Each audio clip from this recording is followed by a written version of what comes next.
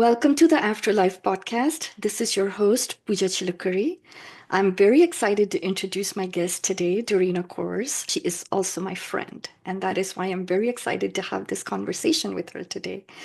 Dorena is better known as the Space Doula, and she has spent nearly 2 decades exploring the fusion of Feng Shui, space clearing, and intuitive coaching to shift the momentum in people's lives. She helps shift the energy within their homes, bringing alignment to themselves, their family, and their careers. She's a certified practitioner of interior alignment, clutter clearing coach, and a soul coaching practitioner. Her work has been featured in Better Homes and Garden, Yoga Journal, and she has spoken in conferences and podcasts, including Hay House Radio and Unity Radio, the Linn Academy, and annual conference of National Association of Productivity and Organizing Professionals. And she is here with us today. We have a lot to unpack in this conversation. We're going to be talking about not just clearing the energy in your home and shifting patterns in your life, but Dorina is also going to walk us a little bit to break down that word manifestation, which is so popular in spiritual circles. And if we have time, I would love to pick her brain a little bit on the soul coaching collage. So thank you, Dorina, and welcome to the show. Thank you. Thank you for having me. Of course, we've been friends, and I've also been very blessed by some of the services that you have shared with me, Dorina. And I really wanted to bring you on because in this show, we talk a lot about not just exploring spiritual realms through the near death experience stories, through out of body experiences, and other stories of folks that have had supernatural and mystical experiences. All that said, I think sometimes our life here on this earth is miraculous and mysterious. And one of the things I've discovered working with you that was very magical for me is shifting the patterns in my home. It really did make a difference in my life. So I wanted to bring you on to discuss some of those things. We talk about unconditional love and interconnectedness when I'm interviewing my guests that have left their bodies and that was their common experience. So, my first question to you, apart from wanting to know how you got on this journey, so it's a two-part question. How did you get on this journey?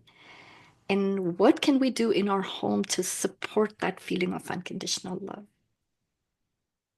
Okay. So my journey's been well, I say circuitous, but maybe it really hasn't. It's just a continued evolution. I often say that I was born into this work. For those who are familiar with astrology, I have my sun sign is Cancer, my rising sign is Cancer. I have Cancer in Mercury and Jupiter.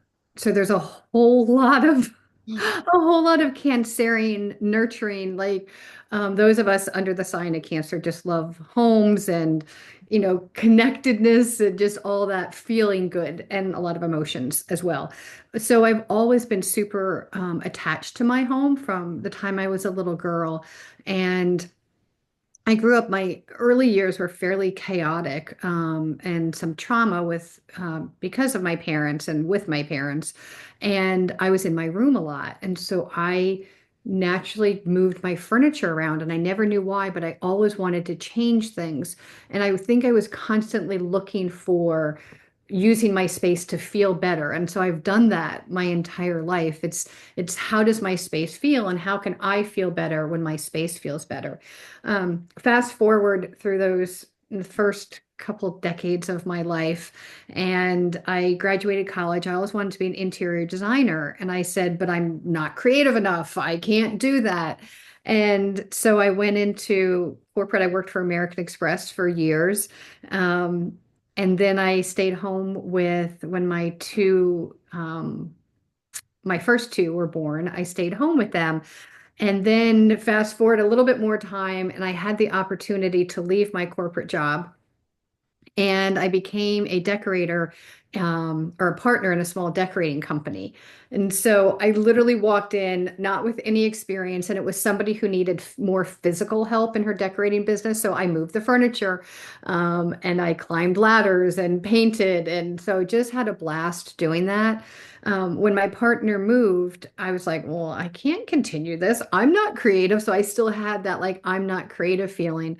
So I turned my business into professional organizing, which is that thing that I just intuitively, naturally, my moon is in Virgo, again, pointing to the astrology. So I'm very adept in arranging and organizing. So I did that. And then I got super frustrated because I was like, people just want their things to look pretty. And I was like, it's not about looking pretty. Like I knew that it was about how things felt. And so I added on to my business a certification in clutter clearing. And um, that helped me understand a little bit more why people were hanging on to things. But still, I was like, how can I help people see what influence their things are having? And that's when I dove into Feng Shui. I had studied it just for fun, like years and years prior. And I remember sitting in my Feng Shui training and exploring the Bagua map, which in Feng Shui is an energy map, and it shows you what area of your home is associated with what area of your life. And all of a sudden, I was like, oh, I have a tool to help people see the energy of their things, why they're holding on to it, most importantly, because so much in our space is familiar and we don't think about it. We live in our space. Sometimes we don't change anything for the longest time. And we keep evolving, but our space doesn't evolve. It doesn't catch up with us. And so here was this tool that I had in Feng Shui where I could help people see the subconscious of the patterns in their life and how they were playing out in their homes. And then once we could see those patterns, they're not subconscious anymore. Then they're conscious, and then we get to make a different choice. So that's kind of my evolution in the realm of homes. Definitely, Dorena. And I remember the first time when you introduced the Bagua map to me, I was fascinated. I mean, I had never heard of, spaces holding energy that corresponded to areas of our life. And I have to be very honest with you, I came in with some percentage of skepticism because I had Mhm. never, heard about this. And but because I trusted you, I went with it. And after staying with your program for a whole year, I just understood, what a tremendous shift that. So to me, it was also therapeutic because it wasn't just diving into my home. I think the value that I got from it was diving into myself and identifying patterns. So can you speak a little bit to how you think that the patterns that we have is showing up in our home or vice versa? Yeah, it's all like everything's connected, everything is connected. And so those experiences we have in our life, the self-limiting beliefs, sometimes the trauma, that all plays out. A lot of times it's subconscious, right? We don't realize that we're responding in certain ways because of conditioning, because past experiences. And so we respond in those ways, and then it plays out in our home because we make choices based upon our experiences and our feelings. And when you bring this lens of feng shui and when I can come objectively and look at somebody's space, because when you're in it day to day, you don't see it as much. But when I can come in and I can start asking questions, then all of a sudden you can start seeing the correlation. And I'll give you one example. I don't know, it's one of my favorites because it was so quick and so powerful. And it was a client who called me and they wanted their business to expand. They're like, I'm not really being seen in my business. I don't know why it's not taking off. And I was like, all right, well, we'll look at your home. So it's like we live the question through our home, right? So we have this question, and his was, why am I not being seen in my business? So I'm looking at his home. And I happen to look at there is one area of your home associated with fame and reputation. It's how you want to be seen in the world. And in this person's home, the furniture was all like shoved against the wall in a way that you or I might walk in and be like, well, that's odd. To him, it was super familiar. It was super like, why wouldn't I? And when I say like shoved against the wall, there was two pieces that overlapped each other. So there's two couches and they overlap so that you couldn't actually sit in one corner. Like it wouldn't be a natural, Mhm. like typically you would do a, like two couches or a couch and a love seat at right angles. Mhm.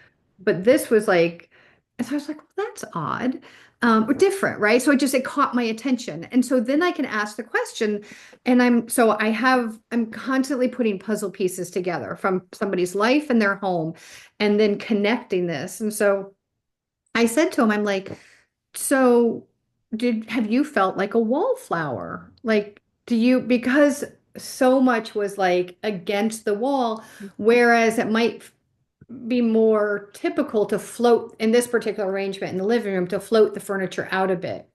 And I said, do you feel like a wallflower sometimes? He's like, oh my gosh, yes. And he is gay, and he said growing up, he was adopted. And he said, my family loved me. But they also said when he came out, like, can we not tell everybody? Can we just like keep that Mhm. between us? And so he grew up with this feeling of really not being able to fully step into who he is because of his family saying, like, let's just hang back a little bit and not share that. And so that was, but that was as a child. And then he grew up and I don't he's probably when I talked to him, he was probably in his 40s or so, right? But it's these subconscious beliefs of, oh, I really shouldn't be seen. And we forget, we don't even realize it. Mhm. So then what I suggested to him, I'm like, all right, let's change your furniture around. Like, let's shift it. Um, and then when we change the energy of our homes, it impacts us because everything, all the energy around, like we are in that energy. So I can't Mhm. help but to feel it. So the next day he texts me and he's like, I have laryngitis. Like he wasn't sick at all. And then all of a sudden had lost his voice, because there's this part of us that's like, oh, wait, I've been found out, right? Like you're going to want me to step up. It doesn't feel safe. But Mhm. then he could work through that because it's no longer this conscious Mhm. belief. And his business did take off after that. But it was such a fascinating example of how the two really mirror each other. And it's funny that you should share this story, Dorena, because um, actually something similar happened with me when I was working with you a couple of years ago. I remember we were working in my living room, the fireplace, and it was through your Love Story program, which was the monthly where we Mhm. would all meet and discuss, the different patterns in our lives and in our homes for those that are listening. Um, and I remember we made some changes, and that area of my home was associated with fame and a reputation and how I want to be seen. And I think it Mhm. was within that week that my entire website crashed. And I mean, oh my goodness, I called the tech help. I did everything I could, and nothing and no one could restore it. I ended up going through a different domain provider and creating a whole new website, which is what I needed at the time. And which is how, I started getting noticed and seen. So these things they appear a little bit esoteric or woo-woo, but I think they also, when I try to peel back the layers, I think there is a pretty good logical explanation as well. Because whenever we're trying to make changes, I think we're telling ourselves that we're aware of the pattern and we're trying to work towards it. It's like wherever your intention, put your Right. intention, and all of a sudden Mhm. the energy starts moving. So I think that was also my example. So that was a great one, Dorina, with your other client. Well, exactly. And so here's the thing, we can't I tend to approach feng shui from a let's look at the metaphors, right? Let's look at how one's mirroring the other. Let's look at the energy because you still have to make a choice, right? So in feng shui, there's oranges are very fortuitous and good luck, right? So I could tell you, oh, put a bowl of oranges, 8 oranges and 8 in numerology is abundance. And put this bowl of 8 oranges in your kitchen and money's going to flow in. It doesn't happen necessarily so like transactional like that. Um, because you still have to take the steps, right? You can't go and say, oh, I'm just gonna like blow up my credit card and I'm not gonna pay it. I'm gonna go into debt, but I have a bowl of oranges, so it's gonna work.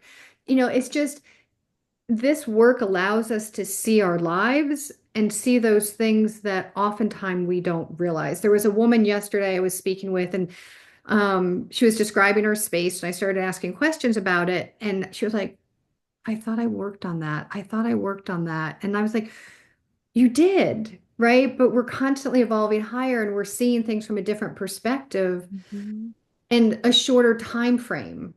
mhm, So it's like the first time you work on something, maybe it took you 2 years, and then it will come around in a different form and it's a little bit shorter, and we see it from a different angle. mhm. I get that, and I love how you said that we're constantly evolving and our awareness is shifting and changing, but many times we don't change our surroundings to reflect that. And that's a great point, Dorena. It's a great point. And speaking of our living spaces and finding the patterns that we want to break and then finding those in our home, also have a question about space clearing Mhm.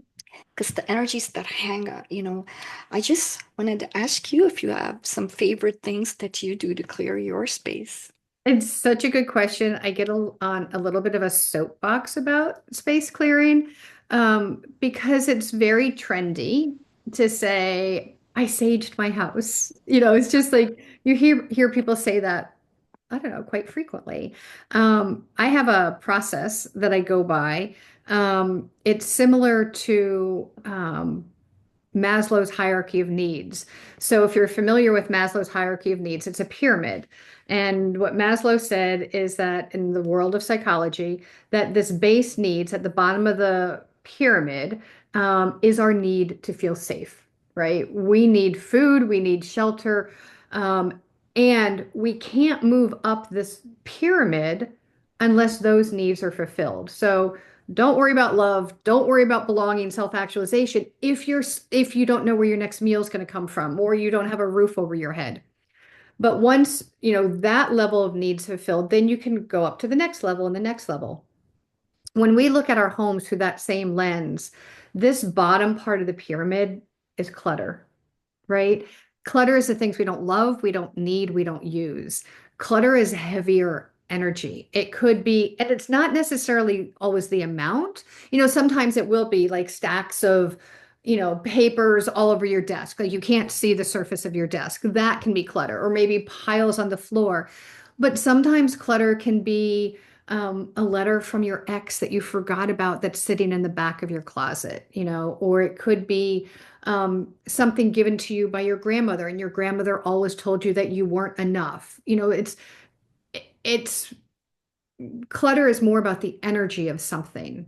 Mhm, A broken toaster oven sitting on your kitchen counter that doesn't work, and you're like, oh, I'm just going to keep it here because maybe I'll try to fix it. That's clutter, right? So if we're not using it, we don't love it, we don't need it. If it's bringing our energy down, and so what happens is in the hierarchy of your home, that decluttering is the bottom. And if you go and you say, okay, I'm going to sage my home, and you still have that heavy energy of clutter, anything you do to space clear. So space clearing is energetically clearing a space, clearing the air. Anything we space clear, it's not going to be sustained because the energy is going to be pulled back down by the energy of the clutter. mhm, So I always say, so, in terms of tools of space clearing, I'm like, we'll declutter first, right? Like it's the first step. And you don't have to do like your whole home. You can do this in smaller increments. Like you could do this process in your office, right? So the first thing you want to do is declutter, get rid of those things. Um, and then you want to clean, right? So energy likes to cling to heavier energy, like dust. I'm sorry. Energy likes to cling to dust. mhm, And so when we dust and we clean the floors and really, and that's like you mentioned, I don't think I answered the question about unconditional love. Like when we clean a space, we're honoring it, we're loving it. And so mhm, what we pour into our home comes back to us. mhm, So as you're cleaning, like cleaning the windows, and as a side note, in Feng Shui, your windows are the eyes of your home. It helps with your being able to see out perspective, which is, we like woo woo maybe, but it's logical, right? Like, can you see out your window to see what's coming towards you, or are they have fingerprints all over? Are they covered with a shrub? Um, so that's the cleaning piece. And then we can organize, right? So now you have a space that's decluttered, it's clean, and then you can put things in logical, organized way. And then we can look at some more feng shui and make sure how things are arranged flow well, right? Because if you have a lot of things shoved in a corner too tight, the energy can't flow around. The energy is going to get stuck. There might be certain colors we want to bring in. Maybe we want to bring in a plant. Maybe we want to bring in a fountain or a candle. And once those steps are done, then we can say, okay, now we can clear, whether it's with sound or smoke. Um, and then the energy is going to be sustained. It's not going to be just this quick fix of, I'm going to sage my house and I'm all good. But I can tell you the tools, Mhm. um, and actually answer your question that I get off my soapbox about it now. But so sound, I prefer to use sound than smoke, because I don't like setting off people's smoke detectors. And then some people don't like the smell of sage or Palo Santo is another one. Like they're beautiful ways to clear, but for me, sound is a little bit Mhm. safer, Yeah. and again, if you have allergies or don't particularly like the smell. And sound can be your hands. You can literally clap. And Mhm. you can clap with the intention that you're breaking up energy. And you really just want to clap the perimeters of a room.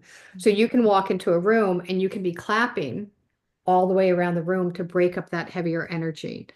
You Mhm. can use bells, drums. I've got a beautiful crystal pyramid. Um, and that's always with intention, right? What energy are we clearing?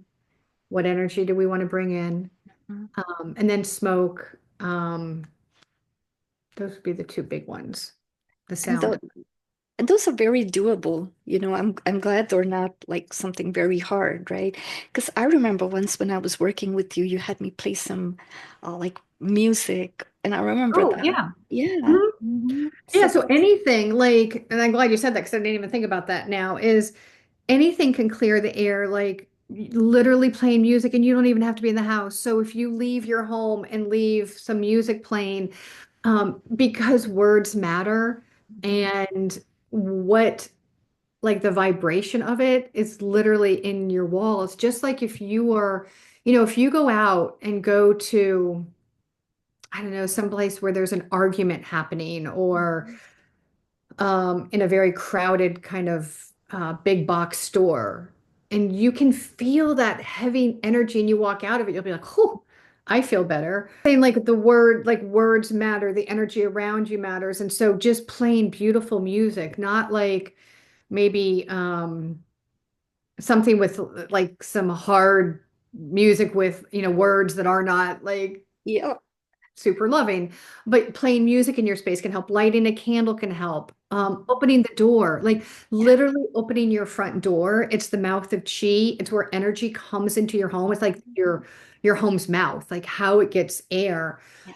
how it gets oxygen. So literally opening your door in the morning, because a lot of us use our back door, our garage door, but don't open our front door. So that can help bring fresh energy in. Yes, and those are all very awesome and very easy to do. And I have started opening my front door more after working with you, Dorena, and it does make a difference. It's not, it moves the fresh air, there's energy, but there's also this feeling of, to me, when I open my front door now, I'm welcoming with intention, Mhm. divine energy. Like that's my intention when I open the front door in the morning. So we could put any intention that we want, right? To create the energy that we want. And so bringing back to that, because one of my curiosities, with all these folks that I've been interviewing with the near-death experiences, they always talk about this deep unconditional love, this feeling of connectedness. And whenever I'm listening to them, I just feel like, can we be still in our bodies and get to experience like a little bit of that, right? Mhm. I know meditation, a lot of people do that, but I think from what I've heard you before, Dorena, that there are ways when we're supporting the right energy or the right mood in our home that we could experience this, right? I think so. It's that heaven on earth, right? Like I believe, I mean, it's my mission, right? Because I feel like literally one home at a time. Like when we uplift the energy in each one of our homes, we are surrounded by that. Mm-hmm. And we absorb that energy and then we walk out into the world.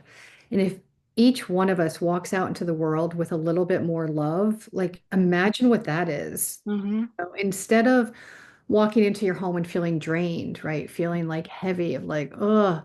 And so this is the unconditional love part. Like, are you holding on to things because oh, I can't let go of that because I made a mistake buying it and I feel bad. Like that's not, you know, on the other side, I don't think there's that judgment and the shame and like all that goes away. And so here we are in a space, like start thinking about your belongings, start looking around and being like, where's judgment of myself sitting in this space? Where am I like, oh, I bought that dress and I thought I liked it and I don't like it. And I spent a lot of money, so I can't let it go.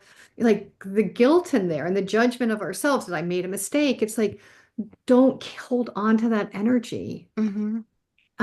or the just in case, the fear, like asking yourself, where's fear showing up in my home? Mm-hmm. And so my husband and I have had, he had some experiences in his family where there was money one day and not the next, Mm-hmm. and so then, and he was the youngest, so there were things that he wasn't able to do because things dramatically shifted financially. And so that kind of has carried over. And so we had some extra wood from like maybe the deck that, it's like, well, no, we need to keep that. We need to keep that. We need to keep this like, because what happens if, or people keep like medical devices, because like I might need that again. And I'm like, but then we're attracting the energy of Mm-hmm. I might need those crutches. I'm like, I don't want to live Mm-hmm. with that intention Mm-hmm. around me that I might need Mm-hmm. a negative thing. Mm-hmm. So it's really looking at our space and saying, how do I bring in the unconditional love? And again, it's always starting with the decluttering is like like I mentioned a letter earlier. I had my dad um when I was probably late teens, like Mm-hmm. early, probably late teens still, maybe 18, 19, wrote me a letter and he wasn't in his best self at the time. It was 8 pages of telling me what a horrible person I was. Like it was, you did this and you did this. And I was Mm-hmm. just like, and I was such a good kid. And I was like, and I kept it. And I would take that letter out periodically because it was in a box and it was up in my closet. And every once in a while, I'd see the letter and I would take it out and read it and be like, yeah, that's what he thought of me. Until one day I was like, this isn't mine, right? Like, why am I hanging on to this judgment, this opinion of me? So really, like, don't let any Mm-hmm. closet unturned or Mm-hmm. corner, right? Because people like, I can't tell you how many times a client has said, like, oh no, my space is good. Oh no, I'm good. And then I'm like, well, can we just peek in here? Can we just look in this spot? And then it's like, oh, I forgot that was there. Oh, yeah. And I'm so glad that you have the expertise to help us, Dorena. And all this work that we're talking about doing in our homes to break patterns, I'm gonna shift gears a little bit, but also maybe it's not shifting gears and it all belongs in this conversation. Because a lot of times you hear in spiritual circles the word manifestation. Hmm. you know and if you just believe it, you're going to attract it and whatnot. But I think when working with you, when we were doing those Tuesday morning manifestation sessions, I realized very quickly that it's deeper than just a word that's magical and things just happen by magic. So do you mind breaking that down a little bit for us? Yeah, I think there's a lot of talk out there about manifesting and steps to manifesting. But the one I think the thread I want to pull on the most is you need to feel what it's going to be like, right? When you manifest something, you're really just matching energies. It's Mm-hmm. like you're matching your energy to the thing that you desire. Mm-hmm.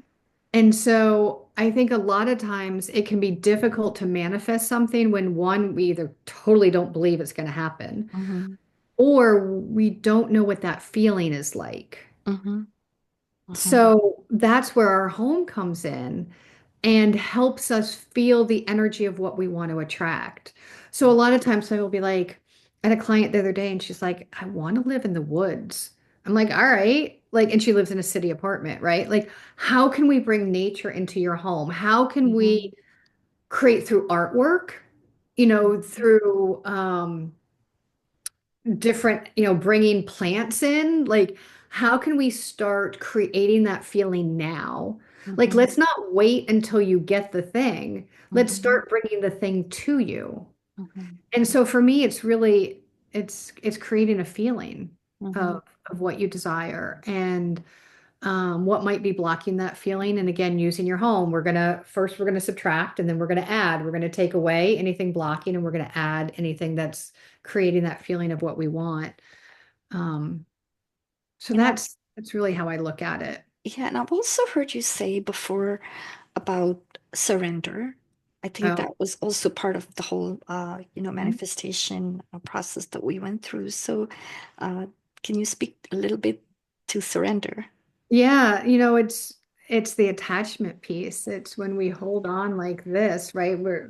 We can't accept anything when we're holding on so tight. So it's asking for what you desire and then releasing the outcome of how that might show up. Yeah. Um, and that piece, I think, is for me has been a lifelong, like Mm-hmm. really a lifelong process. Mm-hmm. Um, and I I think. often say, like, I don't know how to let go. And I think that's why I focus so much on decluttering because it's Mm-hmm. building a muscle. Mm-hmm. Because I'm like, how do you just say, I'm going to let go if I get pregnant. I'm going to let go if I find my soulmate because you want it, right? So it's like Mm-hmm. letting go of it piece can be, but again, it's where our house can come in. You want a partner, like, okay, let's make space for them in your house. Yeah. Let's make sure your home is set up for welcoming somebody because oftentimes what we say we want, we have a subconscious belief of the opposite. Mm-hmm. So that's where our home can ferret out what's blocking the manifestation. Gotcha. Yes. And also, I have another question. You also are a soul coaching practitioner, and I know we did like a soul collage workshop. Can you speak a little bit to how a soul collage is different from a vision board? In many ways, they're the same. And so it's when we're talking about manifestation, it's seeing it, right? So it's having this clear vision and feeling it. So you can do that through an intention altar, right? Where an intention altar is just different objects symbolizing what you desire. You can do it through your whole home, right? Your entire home can become an intention altar.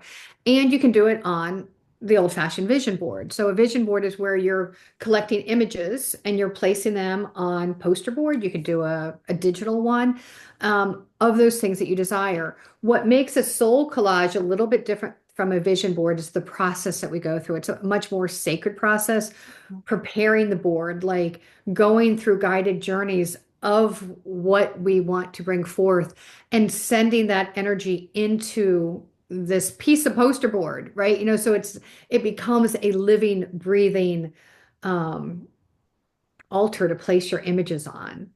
And and then after the guided meditations, you do start placing these objects or these photographs that you've picked out.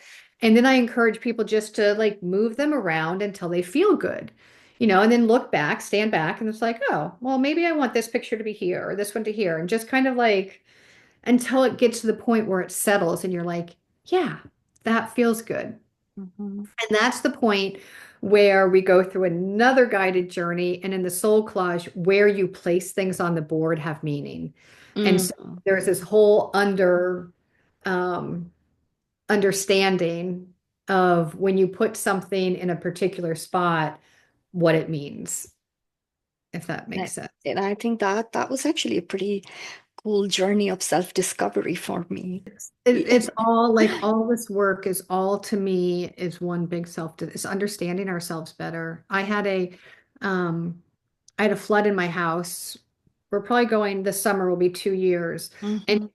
flood meaning 700 gallons of water, Mhm. and 6 months of mold remediation. And it was my biggest teacher Mhm. because I was talking to an astrologer earlier today, and we were talking about different elements in astrology. And so Cancerians have lots of water energy, but Mhm. there's different forms of water. And for me, my water was frozen. Water and Feng Shui is associated with your emotions. Mhm. And so what happens, like it just, I held on to my emotions and didn't express them for so long that Mhm. my house responded in kind. It's like, okay, we need to break this pattern. Here, I'm going to help you. And my dishwasher, the heart of my home, Mhm. said, okay, here's your emotions. Let's deal with them now. It was fascinating. We could talk a whole podcast about that alone. I know we can. And this is very important, Dorina, the self-awareness, the self-discovery, because I really believe that we all have so much potential as a human being, right? With the divine spark is in all of us. But I also think our light gets dim because of whatever we experience, trauma, wounds, the collective, everything that's going on, right? There's so much, and to peel away the layers and to discover who we really are and then align our souls with that light, right? I think the work that you're doing in helping people, I think it's helping to peel away some of those layers and letting that light shine. So I really appreciate you. And I know that your love language is giving gifts, and everyone that's watching and listening, Dorena, loves to do that. And right now, I'm receiving your newsletter where you share so many free tips. And I try to follow them one at a time. And it's through Substack, so it's not even bombarding my email. Are there any other ways that we can connect with you other than your newsletter? Yeah, so that's a great place. So inside Substack and is House Talk is the name of the my Substack. And so every Friday I publish an article. So that's just full of tips and stories and inspiration. I also have a quiz, and the quiz is super fun. And it will help you identify where in your life most needs attention. And then not only what area of your life needs attention, but then the corresponding area of your home. So it's going to give you a taste of this work. And so that is at spacedoula.com/quiz. Mhm. Um, or if you go on my website, there's a button for the quiz. I'm actually redoing my website. So that's super fun. But there's a link to the quiz on the website. And that will, and then I have a membership program, as Pooja mentioned, it's called House Magic. And then I do one-on-one work as well. Yes, you do. And I have tasted a bit of everything, so I'm the lucky one here. But also, is the best way to reach you then through your website? Is that the best way? Yeah, there's a contact on my website. There are my emails there. So it's Dorena at Space Doula or hello at Space Doula, but Dorena at spacedoula.com is a great place. Right. Reach me. Well, I can't believe it, Doreen. I could talk to you forever, but our time has just flown by, believe it or not. To me, it feels like a minute, but the whole I know, thing right? is gone. But thank you so much for coming on the show. I'm sure that those who are watching and listening, if they have questions, please reach out to Dorina. Like I said, she's very giving, and I love to receive all of her free tips as well every Friday. So keep them coming, Dorina, and thank you for being on this show. Thank you, Pooja.